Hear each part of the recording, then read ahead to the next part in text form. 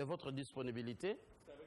Quand on parle des sanctions contre la République démocratique du Congo, évoquons un peu les responsabilités.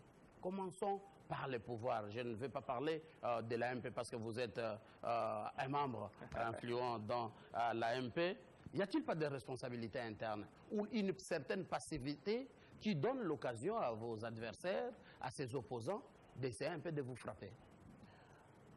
Mathieu Kamango, vous savez, pour qu'il y ait des sanctions, il faut qu'il y ait des soubassements.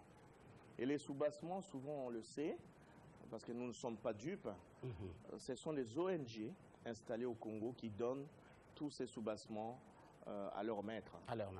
Et ces ONG sont payées et indemnisées par justement l'extérieur. Et nous savons très bien que c'est très onéreux.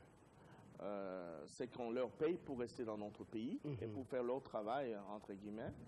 Et nous savons aussi bien que notre pays, comme il le dit si bien à l'étranger, c'est un pays à risque. Vous prenez un exemple pour venir ici, vous voulez travailler et faire des enquêtes et tout, vous êtes très très bien payé. Si vous allez dans un pays très bien organisé, très développé, vous êtes beaucoup moins payé. Comme notre pays est aligné en tant que pays à risque, ces gens, quand ils viennent ici, il ne faut pas oublier que chacun a sa famille, il faut se nourrir, il faut s'occuper de sa famille. L'argent ne peut pas dire non quand ça peut pleuvoir, comme on dit. Importe le risque. Ah voilà. Alors, il faut faire ces rapports-là, parce que quand les rapports sont trop positifs, petit à petit, on diminue votre fréquentation sur le pays. Si vous étiez en train d'aller 10 fois par an en RDC, si les rapports sont trop positifs, on dit mais votre présence là-bas n'a plus d'intérêt pour nous. Diminuer, et ça diminue évidemment le point de vue à l'argent. Et c'est ça la vérité. Il faut qu'on sache dire la vérité aux gens et que quand ces gens viennent nous demander aux journalistes que vous êtes, il ne faut pas tomber dans ce piège. Sachez que certainement ce qu'ils vous donnent parfois pour les accompagner, c'est des cacahuètes à côté de ce qu'eux ils gagnent. Et ils ont besoin de faire ce rapport. Parce que les maîtres du monde sont à 10 000 km, 12 000 km. Eux, une fois que leurs rapports sont donnés à leurs maîtres, il faut que leurs maîtres se comportent en maître sur les Africains. Et là, on commence à faire de listes, on commence à sanctionner, on ferme les yeux, on pointe, on sanctionne. Et je trouve ça malhonnête et ce n'est pas bien du tout au point de vue humain, parce que nous avons tous le même sang et c'est rouge, la couleur. Je ne crois pas que votre sang ou le mien est noir, ou brun, peut-être la peau, mais pas le sang. Maintenant, vous avez posé une... De la responsabilité. La responsabilité interne. Oui. Y a-t-il pas une certaine passivité de ceux qui dirigent ou une certaine faiblesse? Vous n'organisez pas les élections. La faiblesse commence d'abord par ceux qui donnent ces fausses informations aux étrangers. Venant du Congo, des Congolais lui-même, le Congolais lui-même parfois est obligé de marchander ces informations. Et il faut parfois dire n'importe quoi pour marchander.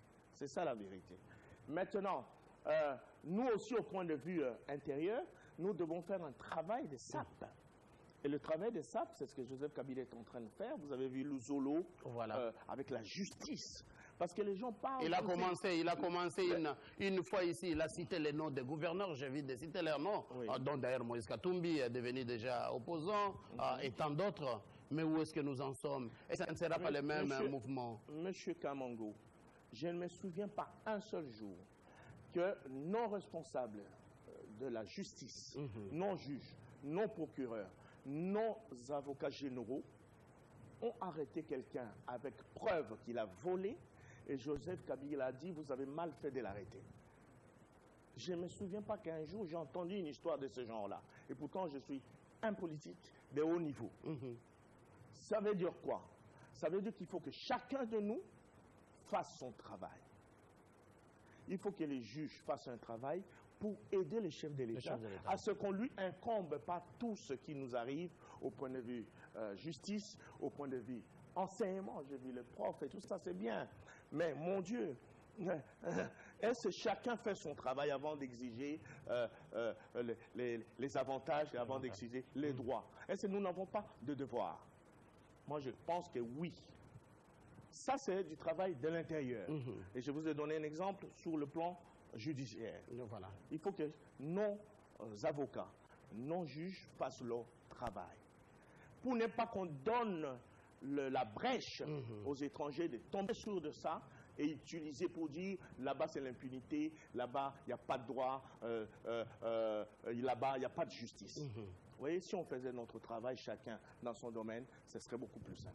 En tout cas, vous venez d'évoquer ou d'ouvrir ces grands dossiers. Quand on parle des sanctions avec le conseil spécial du chef de l'État, il y a plusieurs analystes, plusieurs rédactions, M. Jean-Jacques Bemba, qui pense que la RDC veut se mettre en voie des renégociations avec cette communauté internationale. Et c'est pour ça que vous avez procédé à l'ouverture du signal RFI, plusieurs mois fermés en République démocratique du Congo. C'est pour cela que vous voulez bloquer ou dénoncer ou arrêter ces grandes sociétés, les banques qu'on a citées dans les documents confidentiels de M. Luzolo Bambi, mais un document confidentiel qui a fuité, on ne sait pas pourquoi, contre ces gens, ces personnalités physiques ou morales qui seraient responsables de blanchiment d'argent. Des grandes sommes pour promouvoir le terrorisme dans le monde. C'est cette question qu'on veut savoir. La RDC est en voie et vous croyez que de vouloir revenir vers la communauté internationale? Vous croyez que la RDC fait ça pour plaire aux autres? Mais non. L'objectif est d'abord national. La RDC fait ça pour son bien national. Parce que vous avez bien vu que le gouverneur de la Banque nationale, et qui fait un très très bon travail. Ça, c'est un monsieur à féliciter. Monsieur De Gracias. Voilà, je le félicite personnellement. Et maintenant, quand vous voyez qu'il y a des choses qui échappent, la banque numéro 1 du Congo s'appelle la Banque nationale du Congo, qui est dirigée justement par BCC. La BCC, par De Gracias Mutombo. S'il y a des choses qui lui échappent et qui n'arrivent pas à contrôler le flux d'argent, c'est que quelque part, il y a des banques qui ne sont pas honnêtes avec lui, qui est la banque maîtresse. Parce que tout ce qui se trouve dans les autres banques, les banques commerciales, c'est connu par lui d'abord. Parce que c'est lui qui sait exactement ce qu'il y a dans les caisses de l'État, dans son pays, en matière de devises. Et c'est lui qui donne aux autres banques. Blanchiment des capitaux. Et s'il y a des blanchiments de capitaux, lutte contre des fonds pour le terrorisme. Oui, c'est là que je vous dis, je m'inscris en faux. Nous faisons ça pour notre propre nettoyage. Ce n'est pas pour faire plaisir aux autres. Bien au contraire. Je crois que c'est une analyse biaisée de croire qu'aujourd'hui, nous qui dirigeons le pays, Joseph Kabila en premier, a pris des dispositions avec la justice via son conseil spécial en matière de blanchiment, fraude et tout ça, pour faire plaisir aux autres. Au contraire, la fraude est en train d'aller même vers les frontières. Justement, si c'était faire plaisir aux autres, on ouvrirait les frontières, qu'il y ait n'importe quoi aux frontières. Justement, nous empêchons qu'il y ait n'importe quoi dans nos frontières. C'est pour notre bien, c'est pour faire du bien à la population, pour que la population n'en souffre plus. Et la réouverture du signal RFI? Monsieur, ça c'est une question technique. C'est une question, vous le savez très bien, Lambert Mende est très bien placé pour ça. Il a toujours expliqué le pourquoi de cette affaire. Si aujourd'hui les gens se sont amendés de l'autre côté, du côté des RFI, ce sont des partenaires de la République démocratique du Congo. S'ils se sont rendus compte qu'ils s'étaient trompés et qu'aujourd'hui ils vont corriger, pourquoi on va bloquer pour un temps indéterminé RFI? Je crois que tout ça a été analysé par les instances qui s'occupent de tout ça. Et s'ils ont ouvert aujourd'hui, c'est parce qu'il y a eu amélioration de ce côté-là. Parlons de nos relations, de notre relation extérieure ou internationale. Là, on prend ces grands départements dirigés par le vice-premier ministre, Léonard Chéo Kitundu. Comment vous jugez son action? Bien sûr, au même moment, où on est pour parler, où on a des problèmes avec la communauté internationale. Oui, on a été invité en Iran pour représenter les chefs de l'État, mais on va siéger avec l'Iran. Est-ce que, quelque part, ce n'est pas un point noir sur un drap blanc qu'on doit présenter à la communauté internationale?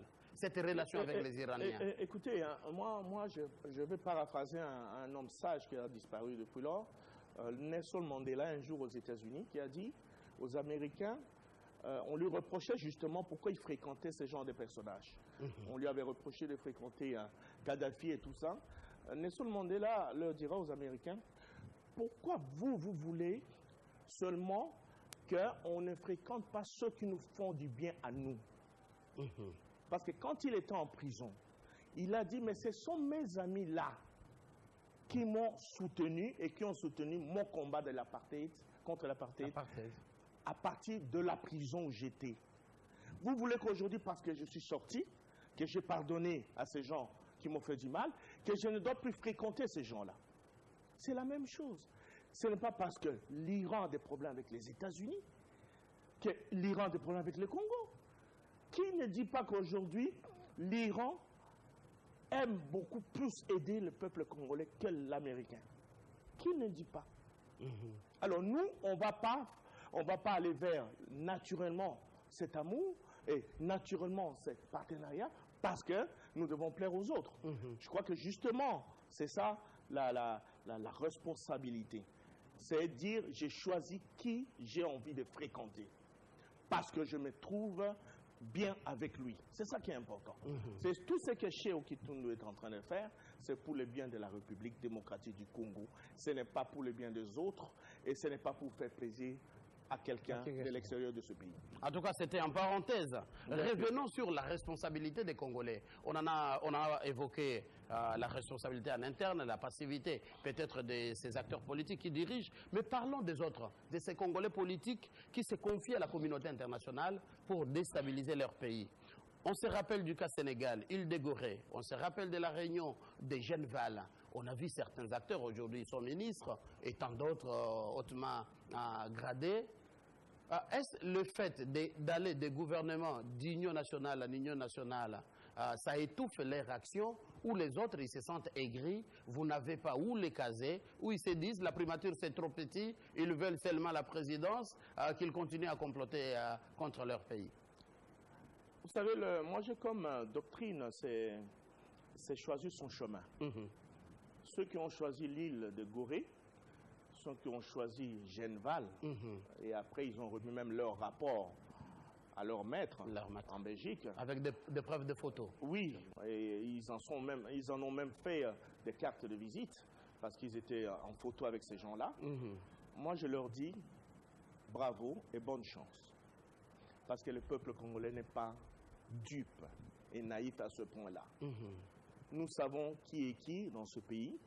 Vous l'avez dit si bien sûr aujourd'hui, on peut aller travailler ensemble parce qu'il le faut. On le fera toujours parce que nous n'avons pas besoin de guerre, nous avons besoin de la paix. Et nous sommes prêts à faire beaucoup de sacrifices. Entre autres, entre parenthèses, je vais vous dire que le gouvernement d'aujourd'hui, sur 100% des ministres, la MP n'en a que 37%. 37%. Voilà, c'est un entre parenthèses. On n'était pas obligé d'accepter ça, déjà, nous de la MP. Parce que là, comme on dit, la transition n'est pas constitutionnelle. Ce qui est constitutionnel, c'est Joseph Kabila reste en place jusqu'aux élections. Ça, c'est constitutionnel. On aurait pu rester dans la Constitution, en restant au pouvoir jusqu'aux élections, et en gardant... Sans partager avec qui? Oui, on aurait pu le faire. On aurait pu le faire, Monsieur Kamango. Nous ne l'avons pas fait. Pourquoi? Parce que nous ne voulons pas la guerre. Parce qu'il y a des gens qui sont faibles. Parce qu'ils ne se retrouvent pas dans leur position qu'ils ont envie d'avoir. Ils vont concocter des plans contre la République. Joseph Kabila n'en veut plus. Il est prêt à faire des sacrifices et des sacrifices pour garder les pays ensemble et garder la paix qu'il a eu difficile à établir dans ce pays. C'est entre parenthèses. Maintenant, vous me dites, il y a des gens qui vont à gauche, à droite. Tant mieux pour eux. Mais ce qui compte, c'est le bien-être et le bonheur du peuple congolais. Est-ce ça qui va donner le bonheur du peuple congolais? Moi, j'ai dit tout de suite non par expérience. Ah, voilà. Oui, j'ai dit tout de suite non. Tout de suite non. Tout de suite. Ce n'est pas ça en allant à 8000 km, en ayant des maîtres à l'extérieur qui vont trouver des bonheurs pour ce pays. J'ai dit tout de suite non.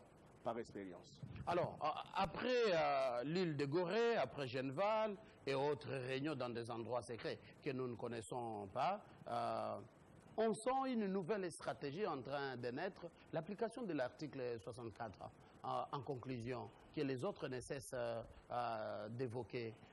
Quelle piste de solution, même si vous êtes de l'AMP, vous allez donner au pouvoir en place? Quand même, est-ce n'est pas bien de dire il y aura élection, par exemple, en juin 2018, comme ça la population se calme, on attend les élections, ou vous vous dites qu'ils manifestent. D'après tout, ils vivent au jour le jour. Comme ça se dit à Kinshasa, ils finissent par se lasser, se fatiguer, et nous, on continue notre bonhomme de chemin. Mathieu Kamango, moi, vous savez, nous, à la majorité présidentielle, nous sommes à l'image du chef de l'État. Nous ne disons pas des choses pour faire plaisir aux gens. Aujourd'hui, si on commence à jouer à ça, c'est que nous ne sommes pas des responsables. On ne peut pas dire aux Congolais aujourd'hui, non, Bobangate, élection est dans 3 mois. Or, nous savons au fond de nous qu'il n'y a pas élection dans 3 mois. Chacun a ses responsabilités. Nous disons que la CENI est responsable des élections. Le gouvernement de Joseph Kabila et de Tchibala, ce gouvernement est responsable des moyens à la disposition de la CENI. Si la CENI aujourd'hui nous dit « je suis prête », elle annonce « nous allons, nous justement, continuer à annoncer davantage parce que la CENI l'a annoncé ». Vous ne craignez pas la force qui commence à monter, les villes mortes? On en a vu ici avec Nemwandansemi et 2 jours villes mortes. Ce n'est pas à moi de donner les bilans, mais quand même par peur ou comment, les gens ne sont pas vraiment sortis. Mais Monsieur Kamango, quand vous avez vous l'avez dit si bien aujourd'hui, quand il y a des villes mortes et que le Congolais qui a envie d'aller travailler, il est traqué par des terroristes. Et je les appelle des terroristes, pourquoi, M. Kamango? Vous avez vu ce qui s'est passé au marché. Quand quelqu'un s'habille correctement, il vient faire ses courses. En tout cas. Mais une fois arrivé, là où il doit faire le lieu de son crime, il enlève sa veste ou son pagne et il poignarde quelqu'un. Comment vous pouvez appeler ça? Quelle est la différence entre ça et ceux qui se mettent sur des motos en Europe, habillés en veste, et quand ils arrivent, ils ouvrent, il y a une bombe sur eux, ils explosent. Ce n'est pas des terroristes, ça? C'est lui qui vient faire des courses, soi-disant au marché, et qui se déshabille à la minute où il voit la personne qui doit poignarder, et on dit que non, ça, ce n'est pas du terrorisme.